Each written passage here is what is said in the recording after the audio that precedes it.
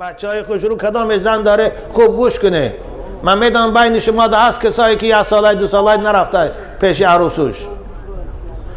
شبها حضرت در کوچه های مدینه میگشتن، محافظ نداشتن، تلخ نداشتن مثل حاکمای امروز بارین.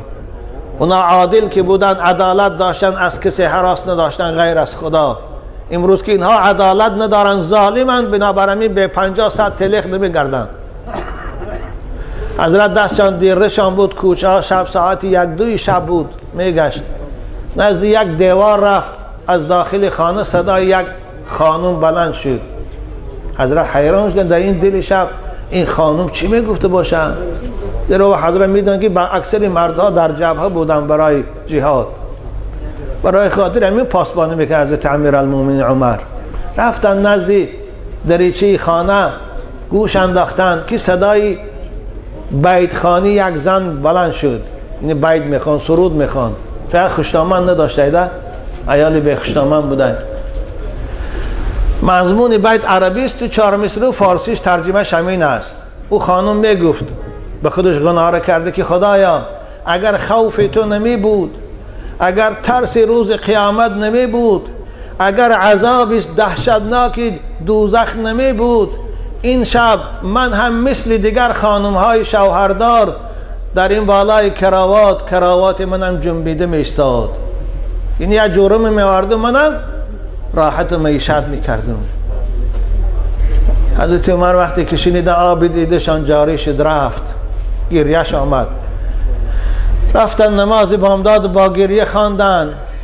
گفتن عمر چی جبر کردی در این زنهای مسلمان با روان کردن شوهراشان به جبهه و به خط فرانت؟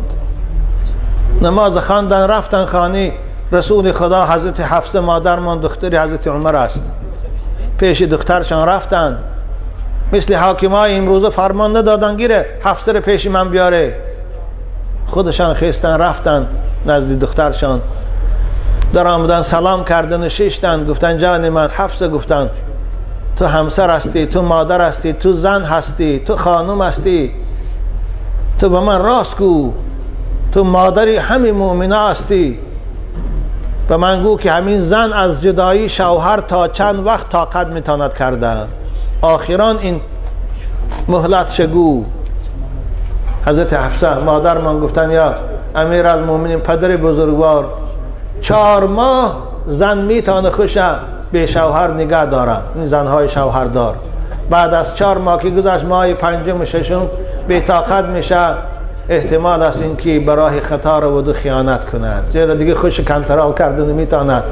خلاصه عقلش دیگر نمیتواند که پیش راه شهوت و نفس گیرد، احتمال است خیانت کند.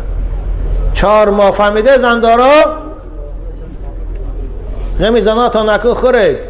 حضرت آمدن فرمان برآوردن تمامی سردارای لشکر که کسانی که در خطای فرانت هستند همسر در خانه داشته باشند، از 4 ماه زاید اونها رو منع نکنید. 4 ماه کشید گردانده به وطن روان کنید، جاشان قوه های نو برید، برای خاطری که زنهای مسلمان به شوهراشان خیانت نکنند و بیکار نشان. بنابر کدام همسر داره شوهرای عزیز، همسراتان فراموش نکنید. لااقل شما در 10 ماهگی روید که همین 2 ماه پیش او دستت خرسند شود و با بیایید. اما 2 سال و 3 سال و 5 سال و یک خیل ناجوان مرد پیش من، یک بچه، یک خانم به پسرچی دویم میخواندگیش خطی رفت. والله قسم حانسی های گفت حضرت ایشان من این بچه مست، من شوهر کردم. گفت 40 روز 45 روز شوهرم قطیم استاد، همون رفتگی الان تا حاضر نامده است، بچهش دویم میخوانه نامده است. من این خیلی ناجوان مردم هستن.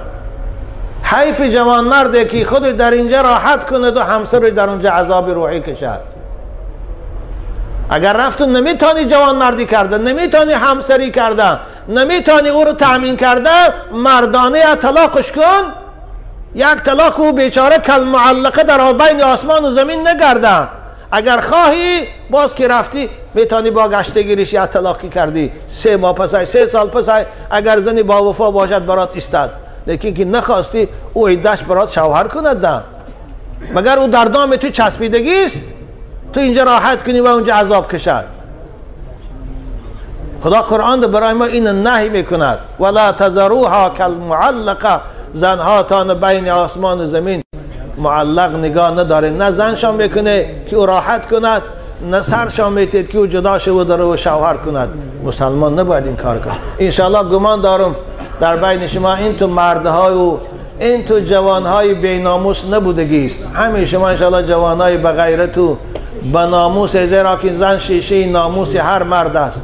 هیچ مرد نمیخواد که همسرش ناراحت شود و همسرش خیانت پیشه شود و به خودش و به فرزنداش خیانت کنه. خواهش میکنم عزیزان من نصیحت من فراموش نکنه، همسراتان با صدای تلفنتان با مهربانی و نوازش همیشه پرسیده